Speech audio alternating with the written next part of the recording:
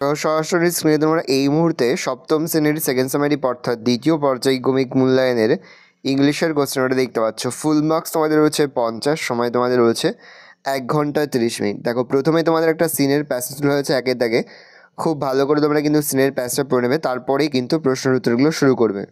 দেখে নাও, খুব ভালো করে তোমরা নিজে পড়ে নেবে, তারপরেই কিন্তু প্রশ্নের উত্তরগুলো শুরু করবে।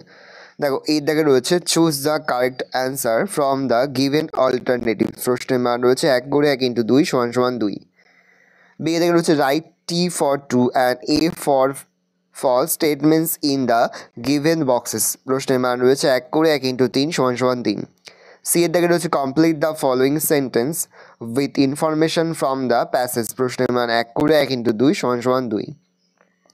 তারপর রয়েছে complete the following table with information from the text. প্রশ্নের মান 1 করে 1 × 3 = 3। ইয়ে দেখে রয়েছে অ্যান্সার দ্য ফলোয়িং কোশ্চেন্স। প্রশ্নের মান রয়েছে 2 করে 2 × 4 = 8। ভালো করে দেখে নাও। তারপর এফের দাগে রয়েছে write the meaning of the words. প্রশ্নের মান রয়েছে 1। 2 এ রয়েছে read the poem and answer the question that follow. খুব ভালো করে তোমরা কিন্তু পোয়েমের প্যাসটা পড়ে নেবে, তারপরেই কিন্তু প্রশ্নের উত্তরগুলো শুরু করবে। এর দাগে রয়েছে চুজ দ্য কারেক্ট অল্টারনেটিভ। প্রশ্নের মান রয়েছে 1 করে 1 × 2 = 2। বি দাগে রয়েছে অ্যান্সার দ্য ফলোয়িং কোশ্চেন্স। প্রশ্নের মান রয়েছে 1 করে 1 × 2 = 2। তারপরে তোমাদের গ্রামার থেকে প্রশ্ন করা হয়েছে। 3 দাগে রয়েছে fill in the blanks with appropriate article and preposition. প্রশ্নের মান রয়েছে 1 করে 1 × 9 = 9। ভালো করে দেখে নাও। তারপরে 4 দাগে রয়েছে fill in the blanks with correct form of verbs given in the basket. প্রশ্নের মান 1 করে 1 × 2 = 2। 5 দাগে মোট তোমাদের 2টি প্রশ্ন দেওয়া রয়েছে। প্রশ্নের মান রয়েছে 1 করে 1 × 2 = 2। 6 দাগে মোট তোমাদের 3টি প্রশ্ন দেওয়া রয়েছে। প্রশ্নের মান রয়েছে 1 করে 1 × 3 = 3। ভালো করে দেখে নাও। তারপরে তোমাদের রয়েছে রাইটিং স্কিল। রাইটিং স্কিলের মধ্যে প্রথমে তোমাদের প্যারাগ্রাফ রাইটিং আর দিয়ে তোমাদের রয়েছে স্টোরি রাইটিং। প্যারাগ্রাফ রাইটিংয়ের মধ্যে রয়েছে পলিউশন, আর স্টোরি রাইটিংয়ের মধ্যে তোমাদের রয়েছে, দেখে নাও এখানে কিছু পয়েন্টস দিয়ে দেওয়া রয়েছে, তার ভিতরে তোমাদের স্টোরিটা লিখতে হবে। তারপরে রয়েছে 8 দাগে তোমাদের একটা paragraph writing. Describe in a short paragraph about your experience of enjoying a picnic. You may use the following points. দেখে নাও, এই পয়েন্টসগুলোর ভিতরে তোমাদের কিন্তু লিখতে হবে। এই রয়েছে টোটাল তোমাদের সেকেন্ড সামারি অর্থাৎ দ্বিতীয় পর্যায়ক্রমিক মূল্যায়নের সপ্তম শ্রেণীর ইংলিশের কোশ্চেন পেপার। এবার আমরা আরও একটি নমুনা প্রশ্নপত্র কিন্তু দেখে নেব। সরাসরি স্ক্রিনে তোমরা ক্লাস 7-এর আরও একটি নমুনা প্রশ্নপত্র দেখতে পাচ্ছ। দেখো একের থেকে প্রথমেই তোমাদের একটা সিনের প্যাসেজ রয়েছে, খুব ভালো করে তোমরা কিন্তু সিনের প্যাসেজটা পড়ে নেবে, তারপরেই কিন্তু প্রশ্ন উত্তরগুলো শুরু করবে। Read the following passage and answer the question given below. দেখে নাও।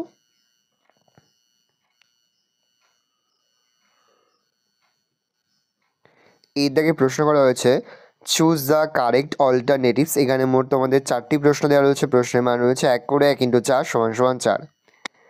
তারপর বি এর দাগে রয়েছে complete the following sentence with information from the passage. প্রশ্নের মান 1 করে 1 × 2 = 2। সি এর দাগে রয়েছে write T for true and F for false statements in the given boxes. প্রশ্নের মান রয়েছে 1 করে 1 × 4 = 4। ভালো করে দেখে নাও। ডি এর দিকে রয়েছে অ্যান্সার দ্য ফলোয়িং কোশ্চেন্স। প্রশ্নের মান রয়েছে 2 করে 2 × 2 = 4। ট্রু ফলস লেখার প্রশ্নের মান রয়েছে 2 করে। দেখে নাও, কেটে কেটে প্রশ্ন রয়েছে 1 + 1। তারপরে তোমাদের রয়েছে 2 এর দাগে read the following sentence and answer the question given below. খুব ভালো করে তোমরা কিন্তু পোয়েমের প্যাসটা পড়ে নেবে, তারপরে কিন্তু প্রশ্ন উত্তরগুলো শুরু করবে। এই দাগে রয়েছে অ্যান্সার দ্য ফলোয়িং কোশ্চেন্স। দেখে নাও, 3টি দেওয়া রয়েছে। বিগে দাগে রয়েছে write T for true and F for false statements in the given boxes. প্রশ্নের মান 1 করে 1 × 2 = 2। সি এ দাগে রয়েছে find out from the poem a words which mean the following. প্রশ্নের মান 1। তারপরে তোমাদের একটা আনসিনের প্যাসেজ রয়েছে, খুব ভালো করে তোমরা কিন্তু আনসিনের প্যাসটা পড়ে নেবে, তারপরে কিন্তু প্রশ্ন উত্তরগুলো শুরু করবে। এই দাগে রয়েছে চুজ দ্য কারেক্ট অল্টারনেটিভ। প্রশ্নের মান রয়েছে 1 করে 1 × 3 = 3। বিগে দাগে রয়েছে complete the following sentence with information from the passage. প্রশ্নের মান রয়েছে 1 করে 1 × 2 = 2। তারপরে তোমাদের গ্রামার থেকে প্রশ্ন করা হচ্ছে। 4 দাগে রয়েছে আন্ডারলাইন দ্য কারেক্ট অপশান। প্রশ্নের মান রয়েছে 1 করে 1 × 3 = 3। 5 দাগে রয়েছে ডু অ্যাজ ডাইরেক্টেড। এখানে মোট তোমাদের 3টি প্রশ্ন দেওয়া রয়েছে। প্রশ্নের মান রয়েছে 1 করে 1 × 3 = 3। 6 দাগে রয়েছে complete the following sentence with adjectives in their proper degrees. প্রশ্নের মান রয়েছে 1 করে 1 × 3 = 3। প্রশ্নের মান 1 করে 1 × 3 = 3।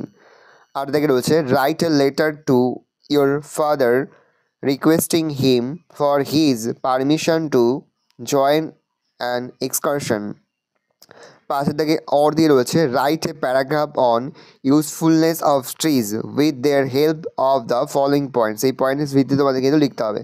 তারপর রয়েছে write a short paragraph within 80 words on your experience of enjoying a picnic. দেখে নাও অর দিয়ে রয়েছে write a letter to your friend about your hobby.